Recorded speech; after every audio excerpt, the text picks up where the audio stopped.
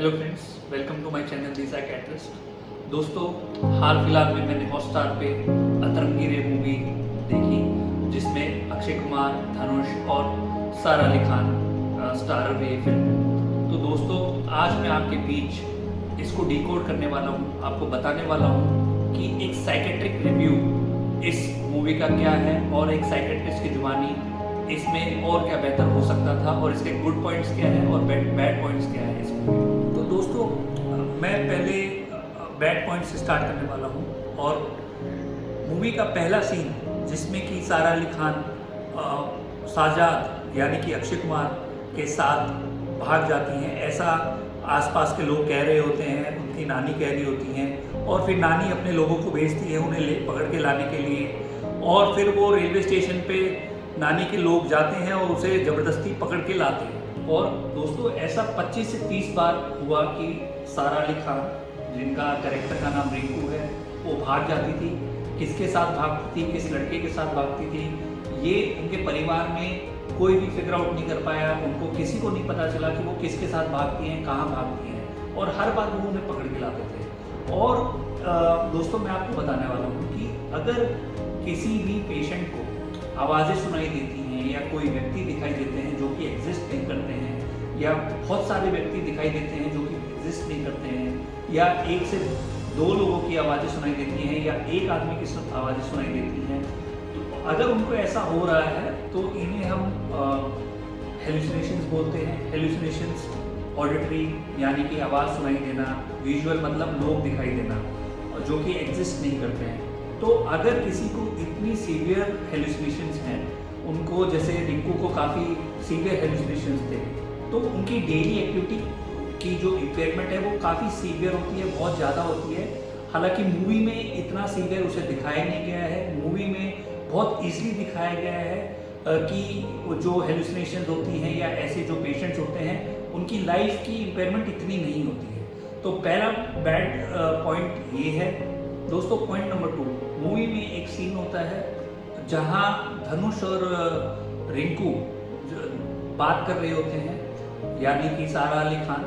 तो उसमें जैसे ही वो बात कर रहे होते हैं कॉलेज के गेट पे, तो सारा अली खान रिंकू को आवाज़ सुनाई देती है और वो बोलती है सजाद आ गया है, और वो तुरंत रोड पे भागती है और उसके साथ आते आते वो ये बातें करती है। लेकिन पूरी मूवी में वो एबनॉर्मलिटी किसी ने नहीं नोटिस करी, किसी ने नहीं देखा, किसी ने एक्नॉलेज नहीं करा। तो ये दूसरा सीन है जहाँ थिंग्स अप्रोप्रिएटली नहीं दिखाई गई। पॉइंट नंबर 3, विशु यानी कि धनुष के जो साइकेट्रिस्ट दोस्त होते हैं, मधुसूदन, वो धनुष को बोलते हैं कि सारा अली खान रिंकू की और सजाद की एक एक्ट पुटअप करवाते हैं उनके मेंटल इल पेशेंट्स के साथ सामने, और जो सजाद को वो लोग नहीं देख पाएंगे, उस सजाद को उनके पेशेंट्स देख पाएंगे। और वो जो उनके पेशेंट्स हैं वो अल्जाइमर्स के हैं, ओसीडी के हैं, बाइपोलर के हैं। दोस्तों, मैं आपको बताने वाला हूँ कि ऐसा बिल्कुल नहीं होता है। हेलुसिनेशंस पेशेंट स्पेसिफिक होते हैं and they can't be generalized by everyone.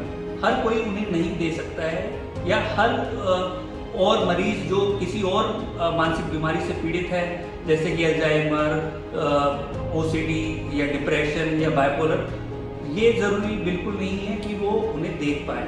दोस्तों, पॉइंट नंबर 4, जो रिंकू की जो इलनेस थी वो कम से कम 20 साल की इलनेस थी। और दुख की बात ये है दोस्तों कि पूरे घर वालों को उसकी 20 साल की ये जो बीमारी है वो किसी को पता नहीं लग पाई, या कोई उसे फिगर आउट नहीं कर पाया कि रिंकू के साथ कोई मानसिक बीमारी जुड़ी हो सकती है या वो किसी मानसिक बीमारी से पीड़ित हो सकती है। तो दोस्तों, मैं ये बड़े दुख के साथ कहना चाहता हूँ कि हमारे इस समाज में किसी को भी मानसिक बीमारियों के प्रति कोई जानकारी ही नहीं है, और इसकी वजह से आज मरीज सालों साल तक मानसिक बीमारियों से परेशान रहते हैं, उससे सफ़र करते हैं, और कोई तो हार मानकर सुसाइड कर लेते हैं। तो दोस्तों, अब मैं आपको मूवी के कुछ अच्छी बातें बताने वाला हूँ। I tell you the good points. Point number 1 is, जब भी विशु यानी कि धनुष के दोस्त मधुसूदन, जो कि एक साइकेट्रिस्ट होते हैं, वो सारा अली खान को रिंकू को जब दवाइयाँ देते हैं तो सजाद यानी कि अक्षय कुमार को कभी स्नीजिंग होती है, कभी वो पेट से गिर जाते हैं। तो this shows how medications plays role in treating patients suffering from mental illnesses. और जब जब वो दवाई लेती है, रिंकू दवाई लेती है, तब तब वो अपनी दवाइयाँ अपने अफेक्ट दिखाती हैं और रिंकू जो है बेटर होती है और सजाद को दिक्कतें फेस करनी पड़ती है। तो point number 1, I must appreciate the role of medications very well shown in the movie.